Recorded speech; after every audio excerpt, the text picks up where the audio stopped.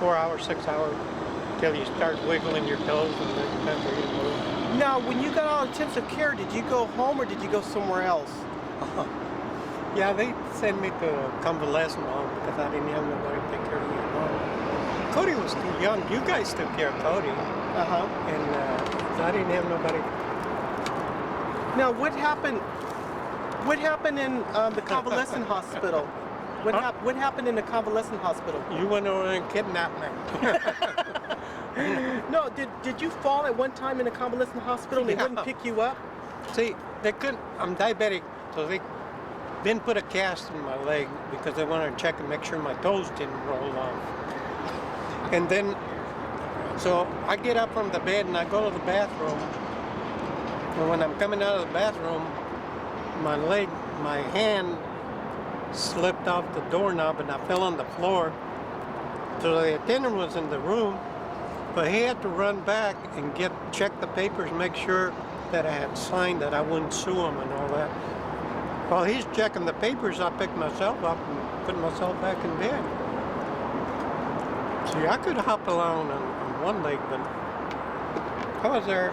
And then they wouldn't release me, so you come over there and kidnap me, and I left out the back door. Well, wait a minute. Did I know that you were leaving without being released, or did you just tell me? Yes. Why do you think they're raising, hollering, and screaming, and we're going?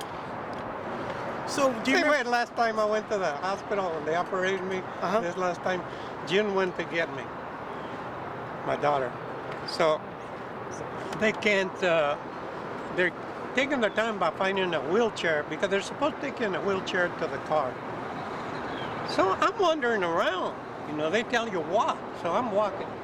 So they think I can go, so I go and pick up all my creased out. They give me little socks, just slip on so I won't slip. And you want some extra, give me extra shaving gear, which I still have one that I haven't even started. So the girls are getting me stuff to put in my bag to bring home. And then I just get my bag and get all my medicine, the extra medicine I have. And I start walking out of the hospital. They finally catch up with me and tell me, hey, get in the chair, get in the chair. Now, do you remember when I picked you up, you told me to go to the back door? I didn't tell you nothing. You just said, let's go. You told me to go to the back door, that it was shorter distance to get... Well, that's where you were parked. It's shorter distance going the back door when the van's in the back. So I said, let's go out the back. Well, the desk was in front. So you didn't mind... It was time to leave. You didn't want to stay there? You don't like hospitals? Especially convalescent hospitals. I'm not going to none. Last time they wanted to send me to one, and they wanted Cody to go take classes on how to take care of me. I said, no, nothing's going to change at home. I'm not going to change anything. So Cody don't have to take care of me. I'll go to the bathroom by myself. I'll ride the bike. I'm here. You told me before that when you had an operation, I think for your appendix, they took it out and you was pushing your bike a couple of days later? Same day, as soon as they dropped me, it moved. What they done, they took my gallbladder. And I scheduled myself out because I had a big stone and it was real sharp. It's going to kill you if you don't take it out. So I took it out 30 days before Caterpillar shut down so I could have an extra month. So what I've done, they said as soon as you have a bowel movement, you can go home. So I get all my gear. You can disconnect all that gear off the wall. You wrap it up and you walk around in the Oaknall Hospital, Navy Hospital. They had a kitchen in the center of all the rooms. So I'd walk around with my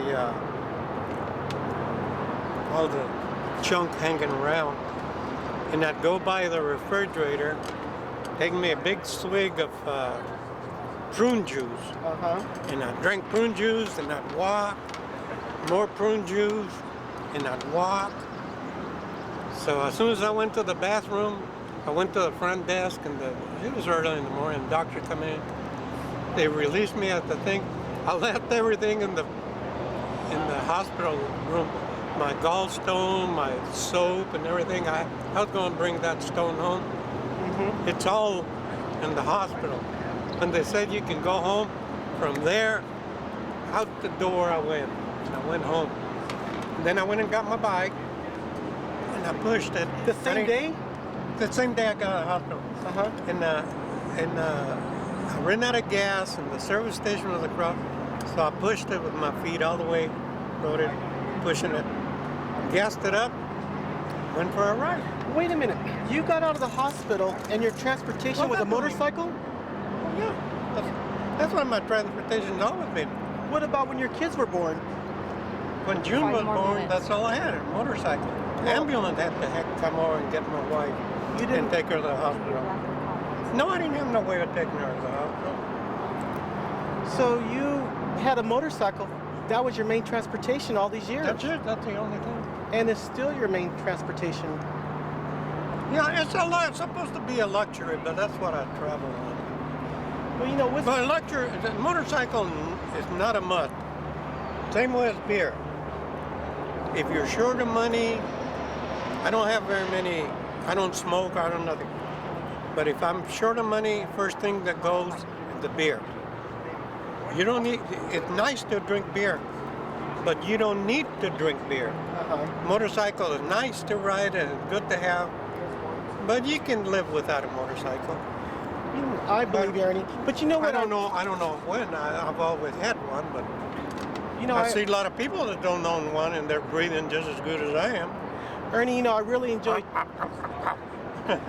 Ernie, I'm on that one over there, huh? I really enjoy talking with you, Ernie, because I remember there's so many different things you taught me, especially about camping, about carrying umbrellas, about carrying food.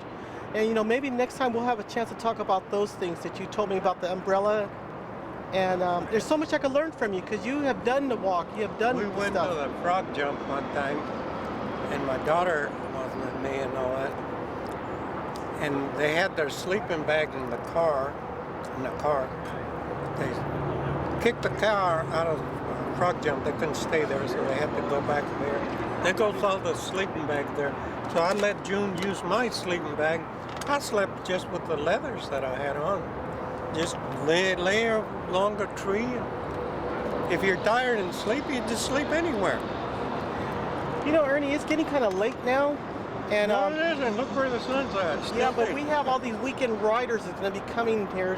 It's Friday. That's good. That's good. But Let's let- mingle with them. Why don't I we- might run into some friends. How about us going for a ride now? Okay, that sounds You good. ready? Not yet. Okay. Okay, let's go. I'm just kidding you.